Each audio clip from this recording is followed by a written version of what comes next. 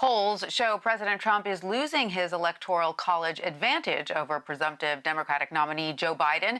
Our CBS News Battleground Tracker projects fewer states in the president's corner than in Mr. Biden's. He has also lost his edge in key states in the Rust Belt and Southeast, which he won last time. But despite Biden's national lead of about 8 points, this race is far from a runaway. You will recall back in 2016, the president did not need a majority of voters nationwide to beat Hillary Clinton. He rode the Electoral College to victory, despite receiving 3 million fewer votes than his Democratic opponent. In his latest column for the New York Times, Jamelle Bouie questions whether Mr. Trump even wants the most votes. That's because, as we've seen before, Mr. Trump doesn't actually need a majority to win re-election. Jamelle is in Charlottesville, Virginia. He's a CBS News political analyst and opinion columnist for the New York Times, and he joins me now. Welcome, Jamelle. Great to have you with us. Happy to be here. So, Jamelle, you write how the framers of the Constitution wanted to hedge against, quote, the tyranny of the majority in establishing the Electoral College. But instead, what we've seen in recent American history is the tyranny of the minority. Can you explain what you mean by that? Absolutely.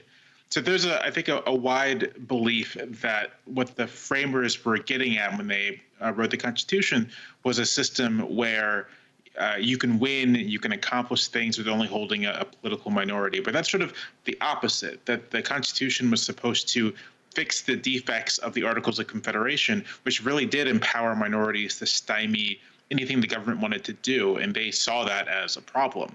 And so although they wanted to keep political majorities from trampling over political minorities, they wanted to make sure that there had to be some degree of consensus before anything actually happened. They didn't actually intend for, say, the president, even under the system they designed, to be chosen by a minority of the public. They were looking for people who could win over majorities, who could build broad consensus within the entire country. And so what we have right now, if we're looking at this election and then the previous election, is a situation where it's become possible for a candidate to not just win the presidency with a minority of voters by fluke, which is how you could almost describe the 2000 election, a very narrow margin, small things change here and there and the outcome changes, but a situation where a candidate could lose by up to 5 million votes and still become the president just because of the way their supporters are distributed throughout the country. And that, I think, is not really in keeping with the intent of what the Constitution is trying to do as far as our government goes, and certainly not the intent of the Electoral College. So in your view, is the president consciously or unconsciously governing and campaigning not with an eye toward consensus, but by taking advantage of this system? I think the president is very clearly governing with an eye towards taking advantage of the system. There's really no point in his administration thus far that he's tried to reach out to the other side, that he's tried to put out consensus-oriented legislation. When there are controversies in the culture and our politics, the president tends to go with that which would inflame his supporters against sort of their perceived opponents. And we've seen with the administration's response to the coronavirus pandemic that its efforts seem to be very much tailored towards assisting its allies in states that the president won, and either ignoring or disparaging those in states that the president lost.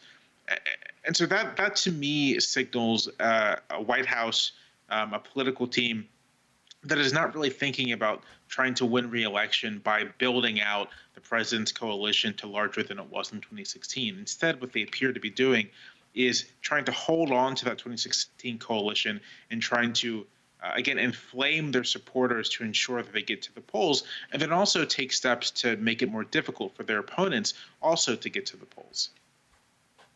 But Jamelle, could the president be miscalculating this time around? Because a lot of what he's done recently, stoking racial tensions for these politically advantageous reasons we've just been discussing, is tanking his support among his most crucial constituency in swing states, which are white suburban voters. So could his strategy perhaps not work this time around?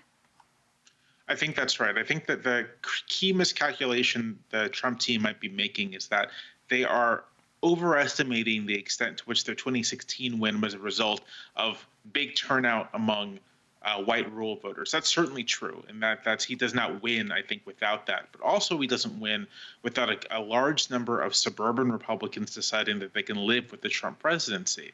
But over the past 3.5 years, 4 years, as we've seen, he's done everything he can to push those voters away. And if you look at vote totals in the 2018 election, in particular in these suburban areas, what you're seeing is a dramatic turn against the Republican Party, and it's happening nationwide. And so that means that in a place like Wisconsin or Pennsylvania or Michigan, the three states that form kind of the basis for his win, he's behind in a big way because he's alienated what is actually a pretty key part of his 2016 coalition. And Jamelle, we've also seen the president's attacks on mail-in voting and the Postal Service. Given his deficit to Biden at this moment in the polls, is it crucial for him to depress turnout as much as possible, or does he really need certain demographics, like the senior example, the senior white voter who may want to mail in their vote? I mean, does he need those people to vote? It may have been yesterday or the day before that when the president tweeted that mail-in voting in Florida is good, that the Republicans in Florida have made it safe and secure, and that you should mail in your ballot in Florida. And I think that almost certainly reflects someone telling him that his attacks on mail-in voting, although they may end up creating a situation where his opponents cannot get their ballots to the election officials in time, it's also doing something similar for his supporters. And in places like Florida, which has a large population of white retirees, many of whom support the president, many of whom want to vote by mail because of pandemic fears, attacks on mail-in voting could not just depress their willingness to mail in a vote, but it may keep them from the polls altogether because they aren't going to go in person. And so I think he is walking a tightrope here, trying to delegitimize this method of voting for the sake of either depressing the vote or keeping the ability to contest the vote in November. But he's also sort of pushing his supporters away from an action that could bank him votes early and ensure that the election is closer and help him win that Electoral College victory he is searching for. Jamelle, let's take a step back and just talk about the Electoral College as a democratic system. Do you see a legal challenge ahead, considering the fact that the population of the U.S. has moved so dramatically to urban centers, that there could be a point when there are a majority of Americans who feel that they have no say in the federal government? Do you see that could lead to some sort of legal challenge?